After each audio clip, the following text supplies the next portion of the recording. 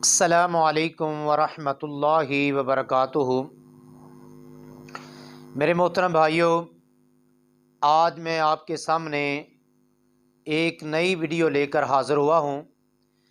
Video شروع کرنے سے پہلے آپ سے ایک التماس ہے، گزارش ہے کہ ہمارے چینل کو سبسکرائب کریں، ویڈیو کو لائک کریں۔ اللہ تعالیٰ آپ کو جزائے خیر عطا فرمائے۔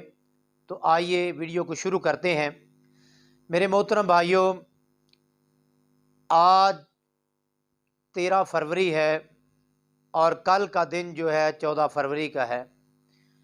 آپ کو پتہ ہے کہ ہمارے ملک کے اندر 14 فروری کو جو ایک بے حیائی کے نام سے ایک دن منایا جاتا ہے، جس کا نام ہے ویلنٹائن ڈے، آج میں آپ کے سامنے اس کی تاریخی حیثیت کو بیان کرنے والا ہوں کہ آخر یہ اس کی تاریخی حیثیت کیا ہے، اس کو منانا کیوں جائز نہیں ہے، اور اس حوالے سے ہماری ذمہ داریاں کیا ہیں۔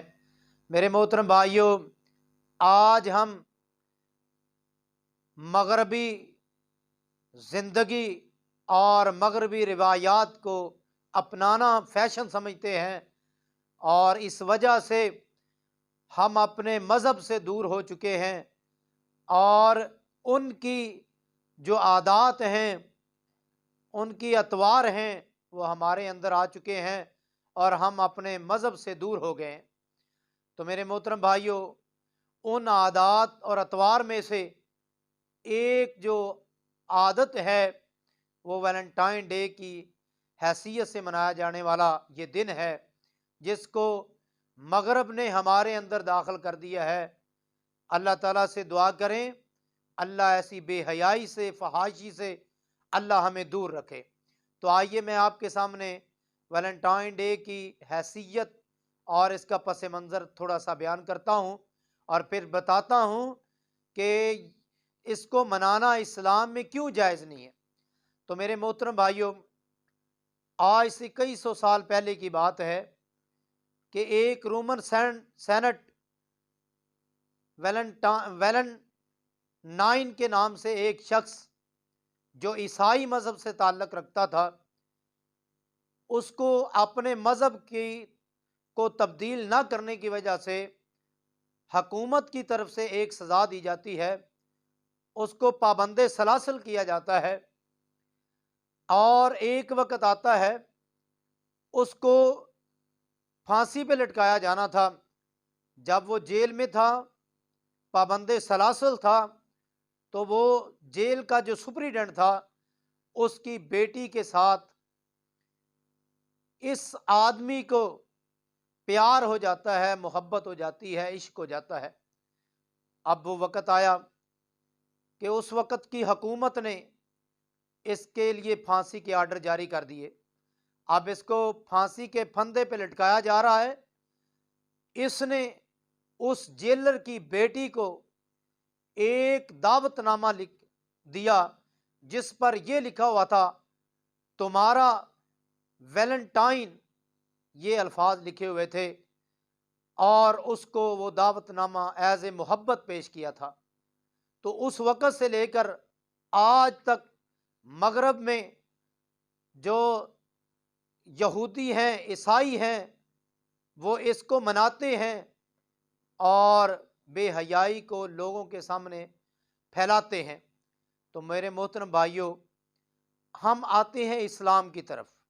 وہ تو کافر ہیں، مغرب کی جو لوگ ہیں وہ کافر ہیں، ان میں یہ روایت عام ہو چکی ہے کہ انہوں نے، کیونکہ جب اس کو پھانسی پہ لٹکایا گیا تھا تو وہ 14 فروری کا دن تھا، تو اس دن کو یہ مناتے ہیں محبت کے نام پہ، پھول پیش کرتے ہیں لڑکیوں کو، اور اسی طرح محبت کے پیغام دیتے ہیں۔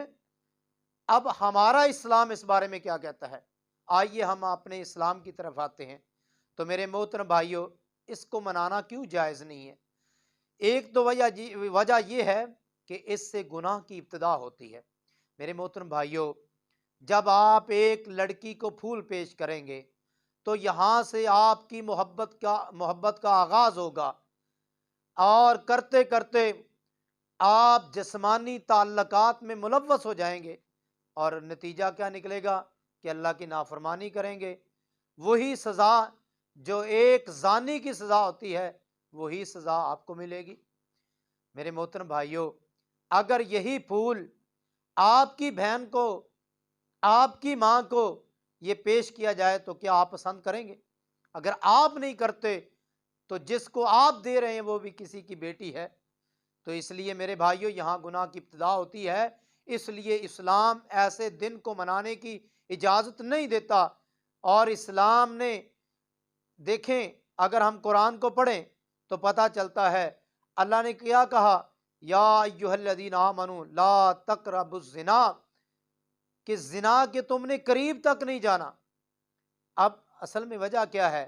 زنا کرنا تو بڑی دور کی بات ہے، زنا کے قریب تک نہیں جانا، فحاشی کے قریب تک نہیں جانا۔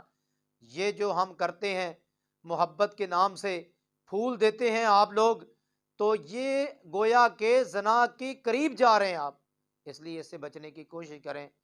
دوسری بات جو اسلام نے اس دن کو منانے کی ممانت پیش کی ہے، ایسے دن کو منانے کی اسلام ممانت پیش کرتا ہے، وہ یہ ہے کہ میرے محترم بھائیوں، اس سے جو ہے نظر حیا ختم ہو جاتا ہے، اس سے حیا ختم ہو جاتا ہے۔ آپ صلی اللہ علیہ وسلم نے فرمایا کہ مجھے 6 چیزوں کی ضمانت دے دو، میں تمہیں جنت کی ضمانت دیتا ہوں۔ ان میں سے ایک یہ بھی ہے غض الابصار، اپنی نظروں کی حفاظت کی ضمانت تم دے دو، میں تمہیں جنت کی ضمانت دیتا ہوں۔ اب جس بچی کو تم پھول پیش کر رہے ہو تو اس کا مطلب یہ ہے کہ حیا ختم ہوا ہے، تو ایک غیر محرم کے سامنے آپ پیش ہو رہے ہیں، اس بچی کا بھی حیا ختم ہے اور اس بچے کا بھی حیا ختم ہے۔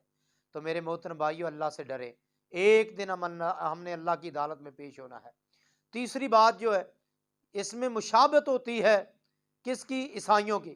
یہ دن کون مناتے ہیں؟ عیسائی۔ اگر مسلمان بھی منائیں تو گویا کہ وہ عیسائیوں کی مشابہت کر رہے ہیں۔ آپ نے کیا فرمایا کہ جو قوم کسی دوسری قوم کی مشابہت کرتی ہے، قیامت کے دن ان کے ساتھ ہی کھڑی ہوگی۔ اب آپ چاہتے ہیں کہ ہمارا شمار قیامت کے دن عیسائیوں کے ساتھ ہو؟ یار ہم نبی صلی اللہ علیہ وسلم کے امتی ہیں، اور کیا لے کے جائیں گے نبی صلی اللہ علیہ وسلم کے اپنا چہرہ دکھانے کے قابل ہیں ہم اگر ہم ایسے اعمال کریں؟ تو میرے محترم بھائیو، اللہ سے ڈریں۔ آج ہمارے کرنے کے کام کیا ہے؟ اس حوالے سے ہم کیا کر سکتے ہیں؟ میرے مسلمان ویرو، میرے مسلمان بھائیوں اور علماء کرام، آج ہم یہ اس دن کو ختم کرنے اور اس رواج کو ختم کرنے کے لیے ہمیں کیا کرنا چاہیے؟ سب سے پہلے ہمیں ایسی مجالس کا بائیکاٹ کرنا چاہیے، اور ایسے لوگوں کا بائیکاٹ کرنا چاہیے جو یہ کام کرتے ہیں۔ اور دوسرا کام، تقریر کے ذریعے، تحریر کے ذریعے ہمیں اس کی مخالفت کرنی چاہیے، اور ایسے لوگوں کا بالکل تعاون نہیں کرنا چاہیے جو یہ کام پھیلاتے ہیں۔ اور کیونکہ اللہ فرماتے ہیں نیکی کے کاموں میں تعاون کرو، برائی کے کاموں میں تعاون نہ کرو۔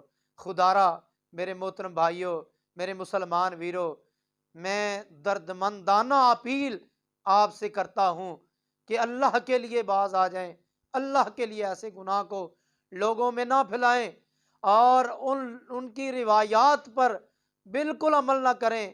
کہیں ایسا نہ ہو کہ قیامت کے دن ہم اللہ کے ہاں بھی شرمندہ ہو جائیں، اور محمد رسول اللہ صلی اللہ علیہ وسلم کے ہاں بھی شرمندہ ہو جائیں۔